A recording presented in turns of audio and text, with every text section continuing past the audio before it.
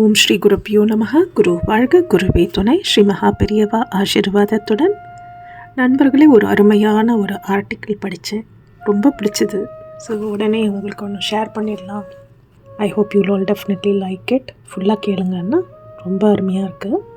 அந்த பையனுக்கு 15-16 வயசு தான் இருக்கும்.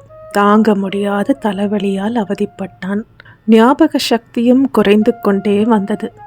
மகா பெரியவாளிடம் வந்து கண்ணீர் விட்டான்.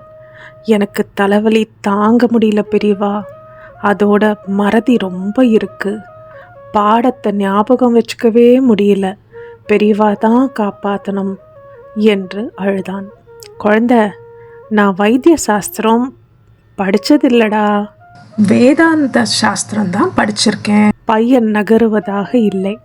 அவரே கதி என்று வந்துவிட்டான் போல. அதற்கு மேல் அவனை சோதிக்க பெரியவா விரும்பவில்லை. கருணை கொண்ட அந்த தெய்வம் வழி சொன்னது. அந்த காலத்தில் முகத்தலைவைன்னு ஒரு கணக்குண்டு. 4 பெரிய படியில், அதான் ஒரு மரக்காவில் அரிசி கோதுமை மாதிரி ஏதாவது ஒரு தானியத்தை அளந்து ஒரு பையில கட்டி சபரிமலைக்கு இருபுடி கட்டிண்டு போகிறவாளை பார்த்துருக்கியோ? அதே மாதிரி அந்த தானியத்தை உன்னோட தலையில் வச்சுட்டு தினமும் 1 மைல் தொலைவு நடக்கணும். செய்வியா? முடியுமா? கட்டாயம் நடக்கிறேன். மகா பெரியவர், இரு இன்னும் நான் முழுக்க சொல்லி முடிக்கல. 1 மைல் தொலைவு நடக்கிறச்ச யார்கிட்டையும் ஒரு வார்த்தை கூட பேசப்படாது. சிவநாமமோ ராமநாமமோ சொல்லின்னு இருக்கணும்.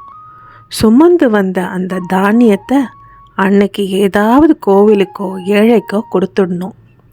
இது மாதிரி 11 நாள் பண்ணினா உன்னோட தலைவலி போயிடும், ஞாபக சக்தியும் நன்னா விருத்தியாகும். பையனுக்கு ஒரே சந்தோஷம். நிச்சயம் நீங்கள் சொன்னபடி பண்ணுறேன் பெரியவா என்று கூறி விழுந்து நமஸ்காரம் பண்ணிவிட்டு போனான். பெரியவாளின் அனுகிரகம் வேலை செய்ய ஆரம்பித்ததால் அவர் சொன்ன எதையும் மறக்காமல் ஞாபகம் வைத்து கொண்டு பண்ணினான். ஒரே வாரத்தில் பெரியவாளை தரிசனம் பண்ண வந்தான் பையன். பெரியவா பெரியவா, என் தலைவலி போயிடுத்து. டாக்டர் எல்லாம் ரொம்ப ஆச்சரியப்பட்டா. என்ன மருந்து சாப்பிட்டேன்னு கேட்டா.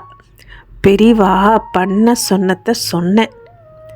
தலையில் ஏதோ நரம்பு பிசுக்கி இருந்திருக்கும். தானியத்தோட வெயிட் ஏறினதும் அது சரியாயிருக்குன்னு சொன்னான்.